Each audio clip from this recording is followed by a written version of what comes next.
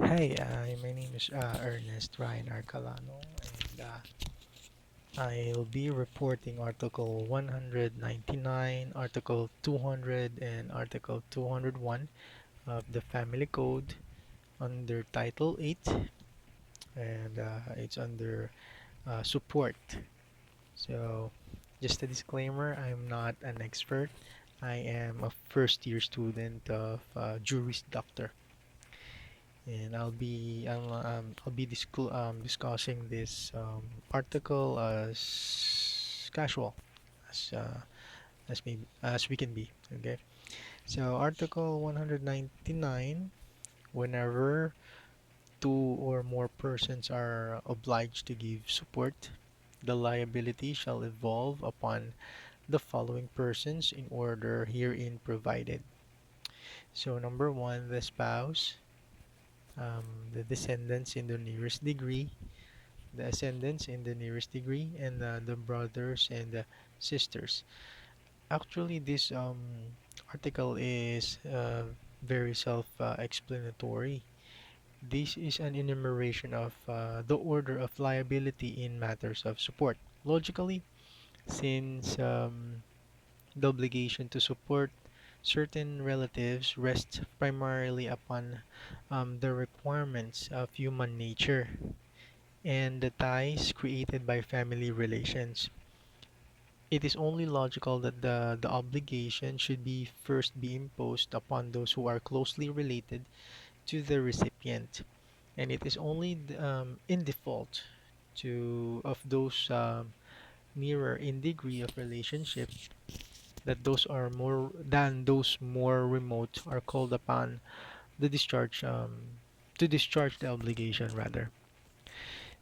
So let's go to Article 200, which states that when the obligation to give support fails upon two or more persons, the payment of the same shall be divided between them in proportion to the resources of each.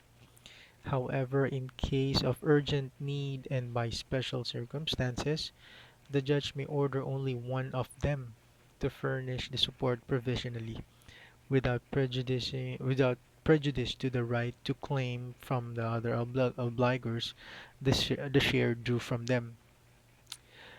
When two or more recipients at the same time claim support from one and the same person legally obliged to give it, the order established in the preceding article shall be followed, unless the concurrent obliges should be the spouse and the child subject to parental authority, in which case the child shall be preferred.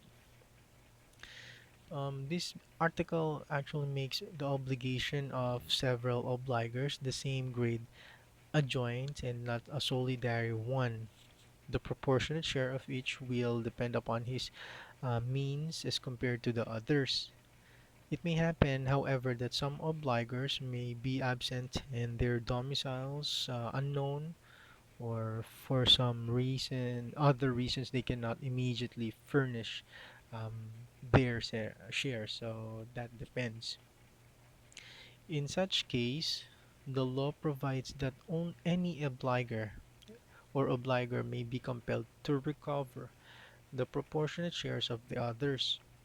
Thus, although the general rule is that the recipient should claim his support from all those obliged to give it, under special circumstances, he may bring his action against any of them. If the court finds that there is ground for action against the defendant, it will oblige him to provisionally give the full support he deserves. Remember as well, in matters of support, law gives preferences to children under patria potestas, or power of the head or father, over all other relatives, including the spouse. So, irrespective of whether legitimated or illegitimate, as well as to adopted child. So let's now go to Article 201, The amount of support in the cases referred to in the Articles 195 and 196 shall be in proportion to the resources or means of the giver and to the necessities of the recipients. Actually, this article is also self-explanatory. It let's just say it's very clear. So this basically means that the support from the one who is obliged to give depends on the sources, on their sources.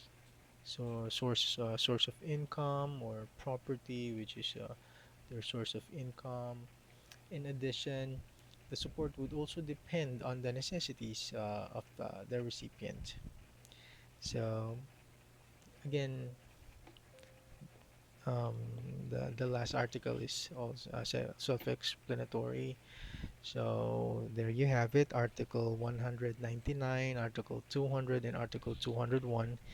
And again, I'm not an expert, so please bear with me. Thank you.